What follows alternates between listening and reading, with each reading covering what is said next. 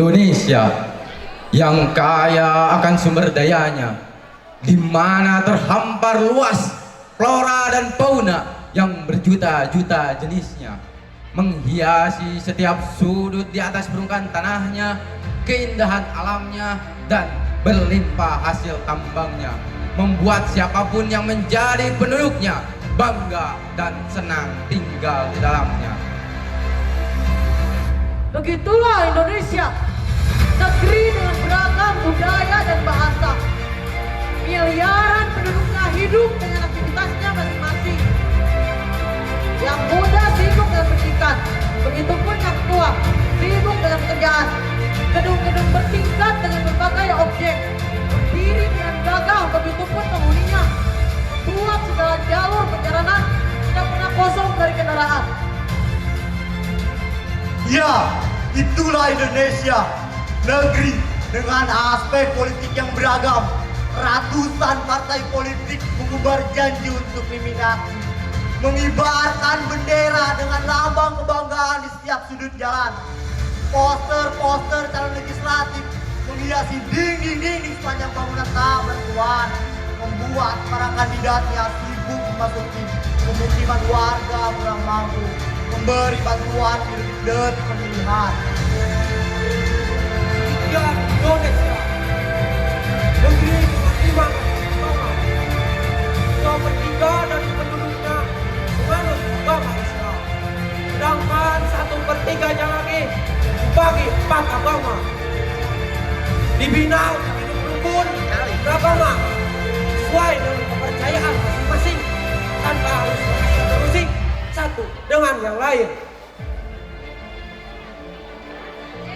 Rumah-rumah peribadahan berdiri megah dengan jutaan umat yang terlihat ramai di setiap kota dan berpegang teguh pada kitab.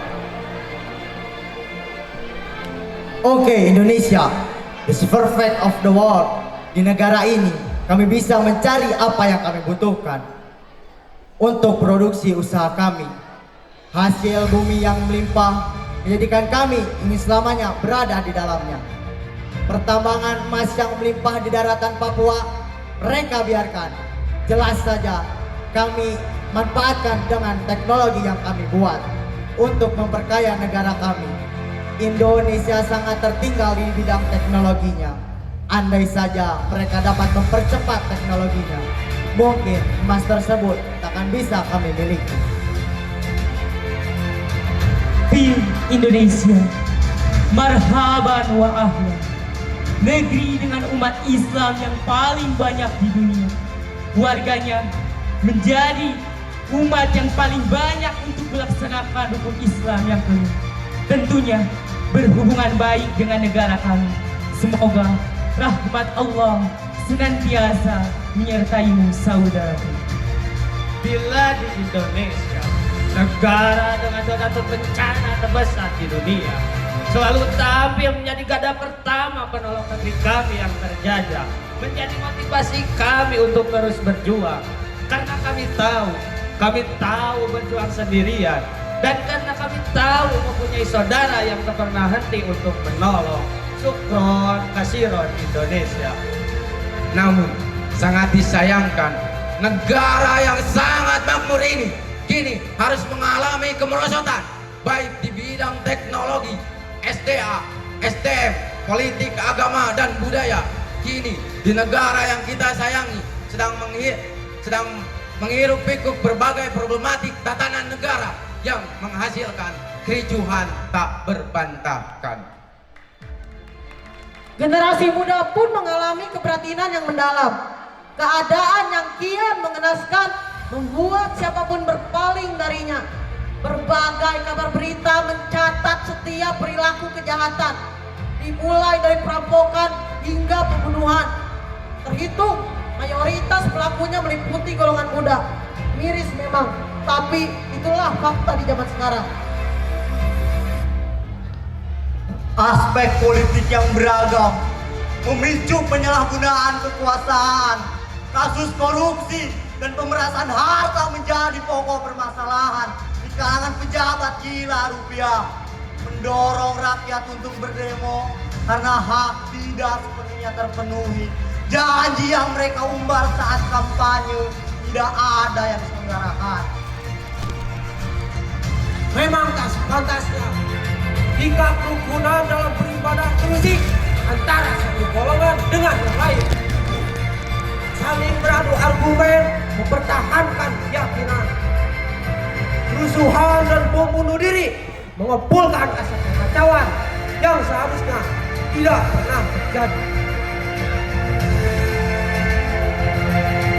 Sangat disayangkan, Islam di Indonesia sedemikian menurun.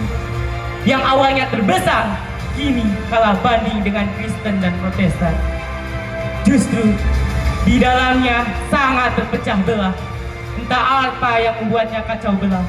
Semoga Allah senantiasa melindungi umatnya. Saudara kami pun kini sama sedang dijajah. Namun bukan dijajah secara nyata oleh senjata. Mereka dijajah secara perlahan. Dimulai dari makanan, keyakinan, hingga teknologi yang sedemikian hebat.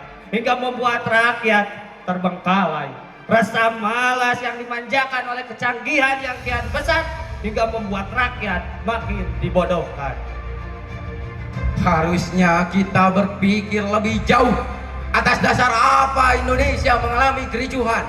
Atas dasar apa Indonesia tertinggal jauh dari negara-negara lain? Lihatlah di luar Nusantara, para ilmuwan terus memperbarui teknologi-teknologi yang mereka punya. Sementara kita hanya menjadi penikmatnya saja. Wajar jika suatu saat nanti Indonesia merasakan kembali penjajahan. Lantas, apa yang harus kita lakukan untuk menanggulangi keadaan Indonesia yang memprihatinkan ini? Tidak pernah ada kata terlambat untuk memperbaiki semua. Dari keadaan yang sekarang sedang terjadi, kita dapat meningkatkan kualitas dari sumber daya yang kita punya.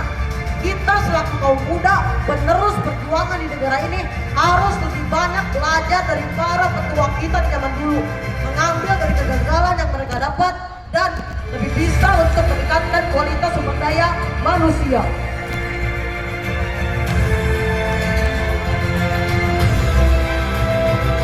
Mari para penerus kehidupan, para calon pemimpin di masa depan, kita harus bisa untuk bersaing secara terbuka, menjadi kebanggaan tersendiri untuk pribadi, agama, bangsa, dan negara.